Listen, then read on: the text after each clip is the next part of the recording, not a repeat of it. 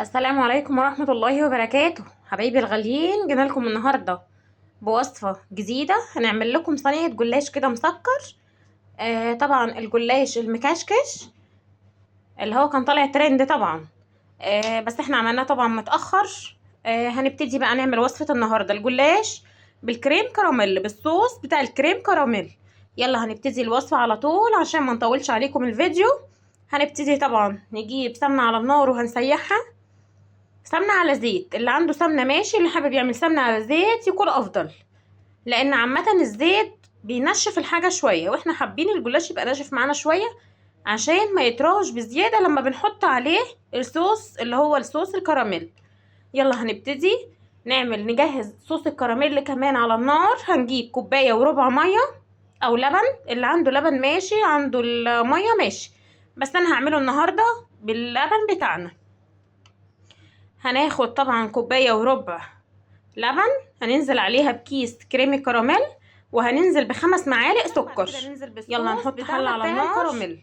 نغلي كوباية هحط اهو يا حبايبي كوباية لبن، وهننزل بربع كوباية من نفس نوع الكوباية، كوباية وربع لبن، وهننزل بكيس الكريم كراميل بس بعد ما اللبن بتاعنا يغلي شوية. هنزل ب5 معالق سكر، مش كتير لان كريم الكراميل عامه بيبقى مسكر. وطبعا هبوشه في اللبن وهو بيغلي،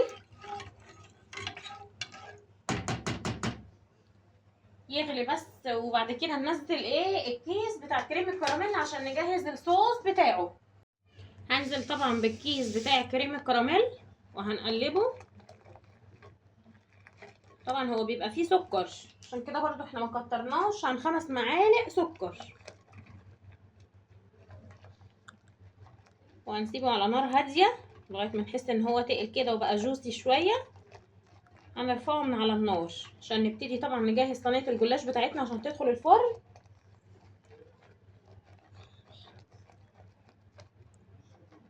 طبعا انا مستنيه دلوقتي لما الكريم كراميل احس ان هو تقل شويه كده زي صوص البشاميل الخفيف مثلا، وبعد كده اقوم طافيه النار عليه.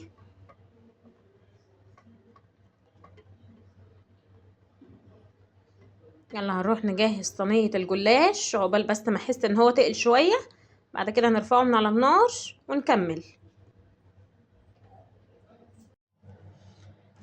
طبعا احنا جبنا الصينيه بتاعتنا هندهنها بالسمنه عشان نبتدي نعمل الجلاش بتاعنا. وطبعا طفينا على الكريم كراميل لان انا حسيت ان هو بيتقل، فاحنا مش عايزينه يتقل، مش عايزينه يتقل قوي يعني، يا دوبك بس يشم النار وخلاص، ويبقى خفيف زي جوسي كده، حاجه جوسي خفيفه، مش عايزينها مكلكعه. يلا هبتدي انزل بالجلاش بتاعنا.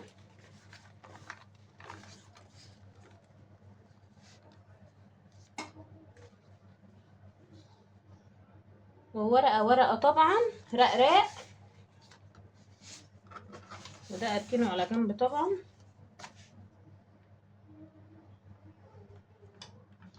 وادهنه كله بالسمنه عشان يبقى مورق. اللي عنده بيكنج باودر حابب يحط على السمنه ماشي، عشان طبعا يبقى منفوخه جميل. اللي عارف، اللي متابع القناه عندي عارف ان انا في الجلاش في الرقاق بحب احط البيكنج باودر عشان ما يبقاش معجن الجلاش خالص ولا الرقاق في الاكل. هنزل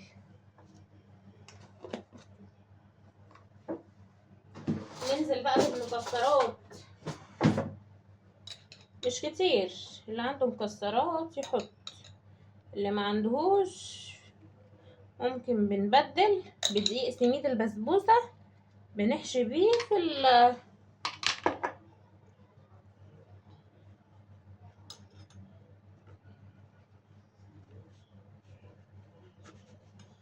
وهنكشكش كده طبعا الجلاش بتاعنا.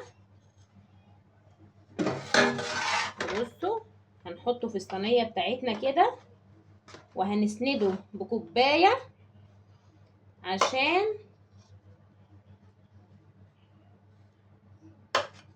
ممكن ما يسندهوش، هو كده كده السمنه هي لازقاه، بس هو اللي يعني خايف ان هو يسيب من بعضه الكشكشه يحط هنا كوبايه وهنا كوبايه.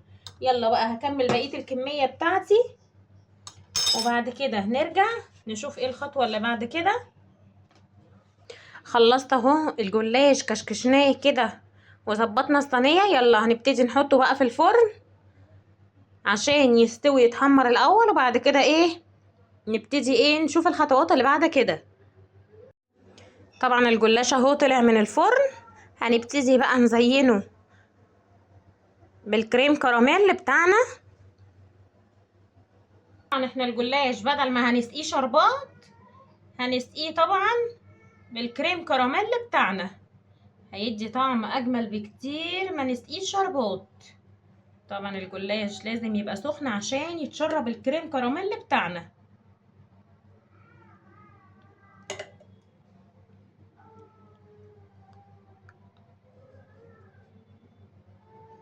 هسقيه بقى طبعا كله ونزينه. لو عندك فستق يتحط من فوق الوش ماشي، ما عندكيش حطي زبيب، جوز الهند، اللي عندك حطيه.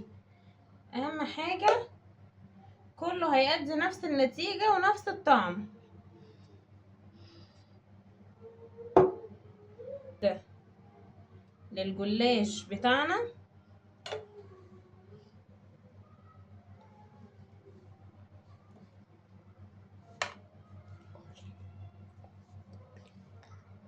يلا احنا كده هنحط بقى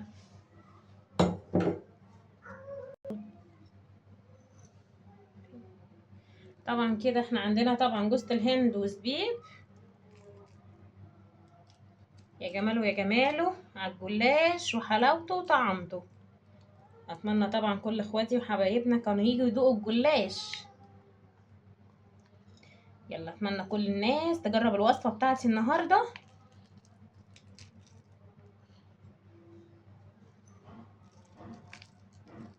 يا سلام يا سلام على جمال الجلاش وحلاوته. وبكده وكون وصلنا لنهاية الشكل النهائي بتاع الجلاش بتاعنا. اتمنى تجربوا وصفة النهاردة، هي سهلة وسريعة ومش مكلفة خالص. يلا حبايبي هستنى التعليقات بتاعتكم، الكومنتات الجميلة، واللي ما اشتركش يشترك. هستنى منكم طبعا كل جديد. اي حد محتاج اي وصفة يكتبها لي في الكومنتات وان شاء الله اعملها على طول. يلا حبايبي السلام عليكم ورحمة الله وبركاته، انتظرونا في اعمال اخرى.